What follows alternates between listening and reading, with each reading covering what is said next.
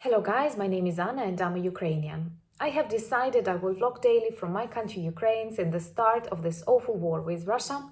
And in my daily videos I try to update you on the important real-life situations in Ukraine, and I am always glad to answer your questions and to clarify facts from our past, present, our language, our culture, or whatever interests you. And I'm very grateful for your questions because they always inspire my vlogs. But today I want to speak a little bit more about one of my favorite cities in Ukraine that suffered a lot during this war, but luckily is back under Ukrainian control, and it was actually under Ukrainian control. It stayed all the time. This is Kharkiv. And before I start explaining my difficult relationships with this city, I have to mark that today we have the third month of this war. No one of us thought is possible, and no one of us expected can take so long. And at first, I believe this will take a couple of weeks. Now, I cannot predict when will this war finish, but I am sure we will win. We will win this war. And I'm really grateful for the support that demonstrates Ukraine, and that you don't forget about us, because we're fighting not only for Ukraine but for the rest of the democratic world, and this doom empire of Putin has to die. It is unbelievable. I have read on the news that one of the German astronauts reported that he could see dark smoke rising from the Ukrainian land when looking at it from the open space, and I think it's very strong image, and I wish that one day my country will once again be, I don't know, green or blue, whatever you see it from the space. So I want to tell you a little bit about Kharkiv, which is a really big city in the eastern Ukraine. And I had very complicated relations with the city. First, I hated it. I was defending my dissertation there, my thesis, PhD thesis, and it was really difficult for me to travel from my Western Ukraine to Eastern Ukraine. It took me more than 12 hours, and sometimes I had to switch trains in Kyiv. It was always complicated, and the city of Kharkiv is big. It has underground, but it had lots of Soviet monuments. And in the middle of 2000s, they also have monument of Lenin on their central square, and it all looked very depressive. Plus, you have to take into account that I was very nervous. I was occupied with my thoughts and my problems, and I didn't like it. I did not like the trips at all. But later I started reading more about Kharkiv, and of course this university where I defended my thesis is located in the central square of Kharkiv, the square of Svobody, and this is the largest square in Europe. It was projected that way during the Soviet times, but it is really impressive. And step by step I started liking the architecture, monumental architecture of Kharkiv. Then I read more about its Ukrainian history, and I was fascinated at how urban, how modern, how industrial, and how strong this city is. And there are lots of places I have visited and I fell in love with them. And there are also lots of places that I want to see, and I plan to. Perhaps this is one of the first cities that I want to see after our victory. I know that Kharkiv suffered a lot, and even the building where I defended my thesis is destroyed. But I am sure this is a very strong city with an iron heart, and it will be rebuilt. The history of Kharkiv is not kind of ancient. Of course, on this territory, people lived since the times of Kiev Rus, but in general, the city appeared somewhere during the period of Ukrainian Kozaki. And its development, true real development, took place in the 19th century, when lots of universities, factories appeared there. And it also played an important role during the Soviet era, because it was actually the first capital of the Ukrainian SSR, and it worked as the capital of USSR, Ukrainian Soviet Republic, 1919 1934. And this was the period of this boom architectural, and actually when the central square was built, and lots of first Soviet skyscrapers, and they look amazing because they are not this like Khrushchev style late Soviet, but perhaps people who were building this beautiful constructions they studied before the Soviet era, so they were not poisoned by all that. And that was an industrial boom, like, 20s, 30s. And there are lots of interesting buildings, starting from the University of Vasil Karazin and finishing with Держпром. Держпром was, at the moment of its construction, the largest building ever. And it looks very interesting, very futuristic even now. And Theodor Dreiser, who visited Soviet Union at that time, even wrote a story about this miracle of Kharkiv, describing Держпром. And I have been close to this building. I haven't been inside. I know there was an idea to make it a UNESCO heritage place, and luckily both this Central University and Держпром survived recent Russian shellings.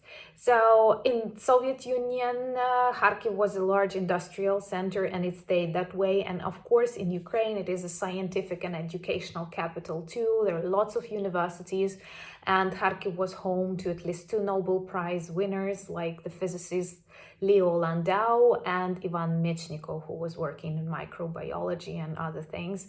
And all that atmosphere is really felt in Kharkiv, and it looks really beautiful. And during this war, at the end, it seems to me in March, President Zelensky has awarded Kharkiv with the title City Hero.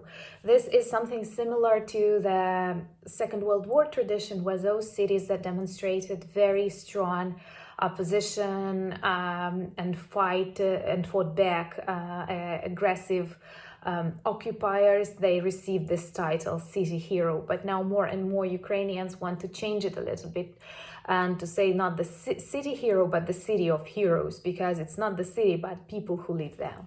I have already told you that their mayor, Terehov, was before this war, I disliked him totally, because for me, he resembled very much a representative of the Ruski Mir, but he turned out to be a very strong man who did not leave Kharkiv, who protected it and spoke only about the Ukrainian future of Kharkiv. And I think that many pro-Russian and Russian politicians tried to influence him, because the position of the mayor of Kharkiv is kind of important in Ukraine, because this is a million city with an underground, with lots of factories, and it's an important cultural center pretty close to the Russian border. So perhaps the pressure and the influence of him was enormous, but he stayed Ukrainian, he stayed with his people, he did not leave the city. He did not attract that much attention as Klitschko brothers and Klitschko, the mayor of Kyiv, because he's not that famous. But for me, he is a true hero, because he totally changed my mind. I did not trust him at all, and now he's a great surprise to me. And Kharkiv suffered a lot from shellings and bombings, and there are some districts of the city that are erased from what they have been before. And many people were hiding in the underground. And I like underground in Kharkiv. It looks very neat, and it's fewer people than in Kyiv, and now they have a very interesting phenomena, and I think it also demonstrates the state people are in, the psychological state people are in. Many people in Kharkiv, even though Ukrainian armed forces managed to take away Russian troops pretty far away from the city, they continue shooting the suburbs of Kharkiv, but it is more or less safe to stay in the center. Many people, my friends, returned back to work there to revive city, and the transport get back to life, and now they want to turn in the underground, because it's also important for the functioning of the city. And many people continue living in the underground with their cats, their children, and they don't want to leave. They are very much afraid. And now this mayor visits them pretty often to persuade them to leave, because they offer them, many of these people lost their houses, and they offer them students' hostels. There are no students, not many students now in Kharkiv, and this is a student city, so they perhaps first will offer them this hostels in safer regions of the city, but many people want to stay in the underground. So can you imagine what kind of life is it. And these are people who had nice flats, nice jobs.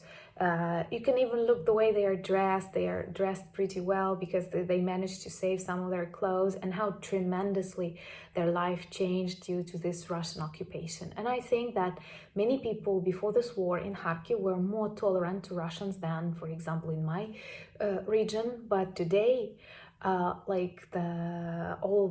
Kharkiv and region are totally against Russians, and they detest, they don't see any possibility like to cooperate, and many of them did not believe this war is possible. They believed in this propaganda idea that we are brothers and so on and so forth. But now everyone understands that brothers do not act that way to their brothers, and I don't know, in general. So Kharkiv has a very interesting history, a very tragic history, because many people died of Holodomor on the territory of this region, and there are pictures that describe Kharkiv with lots of dead bodies lying because of Holodomor and Soviet crimes against Ukrainians. And also there are lots of writers and actors and directors and famous singers who lived there during this period of the first Soviet capital of Ukraine, and later they were repressed, they were executed. So I think the history of Kharkiv is very, very dramatic, but at the same time it is also always the example of survival, because no matter they do to the people of the city, no matter they do to this city, it stays really strong, and it is the city of heroes. So I hope I have explained what I feel to Kharkiv, and I do hope that soon we will be able to see it rebuilding, and also to see its scars are important. Thank you very much for your support. Please ask your questions. I'm always glad to answer them. Thank you for your support, for the coffees you buy, for becoming my patrons. This is really sweet, and that motivates me a lot. Also, I want to ask you one thing. If you come across Ukrainian flags in your cities, in your towns, or elsewhere, I have my email on the channel, and I would be really glad if you can send me these pictures, because I thought maybe I will share it with my countrymen, and this is different than to find something in the newspaper, and this will make me really happy. Moreover, many of you share that, and recently I have received beautiful pictures from Dover, and later I decided to read a little bit about the city, and it's so pleasant to discover these bridges between my country and your countries. Thank you very much for your support. Slava Ukraini!